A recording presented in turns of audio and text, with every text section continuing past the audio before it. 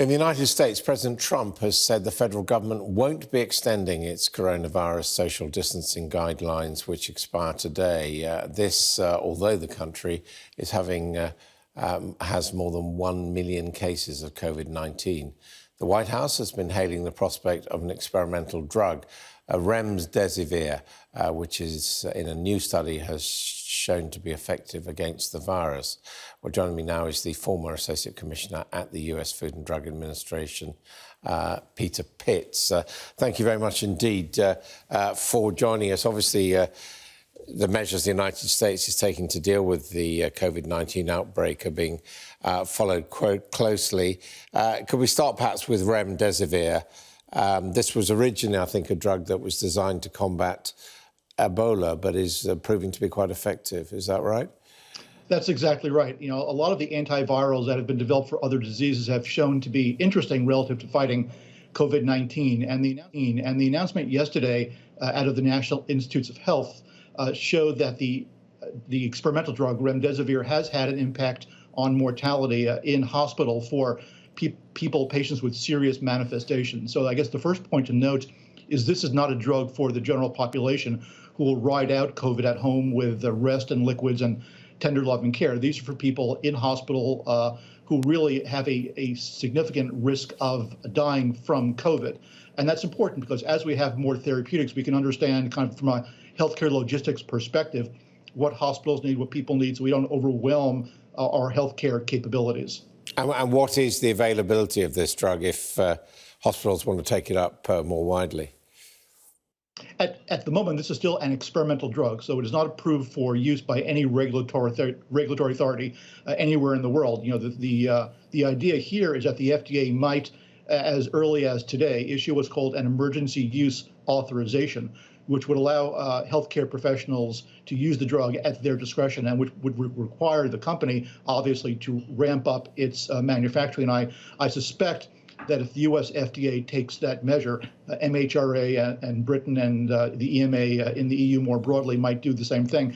And it points out an interesting proposition, which is, the pharmaceutical industry, focusing its resources right now on innovation relative to COVID is going to solve this problem in collaboration with government and academics and our healthcare facilities. What do you make of the news from Oxford University and AstraZeneca today on vaccine trials in humans already happening? Very exciting. I think that obviously when you put the best brains in the world together, whether it's in Oxford or New York or in Singapore or in Beijing, exciting things happen. I'm very optimistic. When you have that many shots on goal, you radically increase your chances of success. Now, I would predict that within a year we'll have a vaccine for COVID-19, and in terms of vaccine discovery, that's incredibly fast. Given the trajectory of COVID-19 in the United States at the moment, you've had, I think, a third of the total of the world's cases. Do you understand this announcement from President Trump to end social distancing recommendations? Well, I think it's obviously the president wants to be as optimistic as possible. He wants to open up the economy as quickly as possible. I hope that also means as responsibly as possible. But ultimately, that falls to state governors. This is going to be done on a city by city, region by region, state by state basis, because each state in the U.S. is dealing with COVID in a different way. They're in different points on the curve. But I think the point is that, as we move forward without a vaccine, with increased therapeutics for those who are desperately ill, we're going to have to rethink what dealing with COVID-19 means, moving from mitigation, which means that the disease is in control and we're reacting, to more of a containment strategy where we're in control, battling to the disease. I think we're close. So as we go back to work, obviously, there'll be staggered work hours. People will be wearing masks for a time yet to come.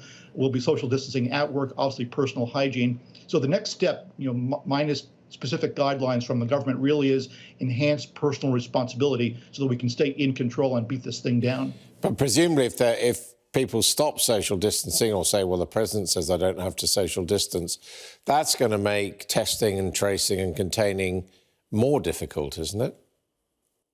Well, it's going to make it a lot more important. Obviously, all of this has to be driven by data. We can't go back to work because we want to go back to work, because everybody clearly wants to regain, as close to the new normal as possible. It's got to be driven by data.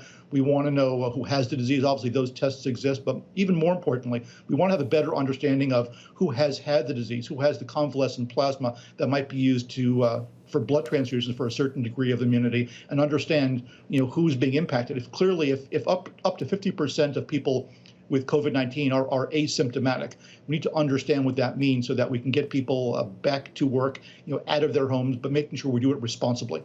And in the United States, what is the extent of the testing program or programs? It really is different on a state-by-state level. We're ramping up. New tests are being developed and approved at a very rapid level.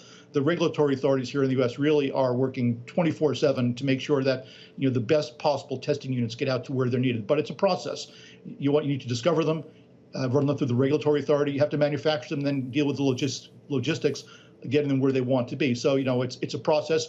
We're getting there. We're accelerating it, and we're focused on making sure that everybody gets tested. We have our eye on the prize. And when do you expect the United States to start flattening the curve and having incidences of deaths and infections going down? This is a big country. That's not an answer I can give you on a national level. It has to be answered on a state and regional level. Here in New York, we've reached the plateau. We're on the way down. We're looking for 14 consecutive days in decrease relative to new COVID-19 cases. So what's true in New York is necessarily true in Montana or Florida or Ohio or California. But I think ultimately we're gonna beat this thing down. What we need to worry about now is the next phase of the disease, as well as a vaccine comes closer to reality, how we figure out how to manufacture it in quantity and prioritize who gets vaccinated first, second, third, and so forth. We want to make sure that our healthcare workers, our police officers, our firefighters, et cetera, really can stay on the front lines as safely as possible. Okay, Peter Pitts, formerly of the FDA in the United States, thank you very much indeed. Thank you.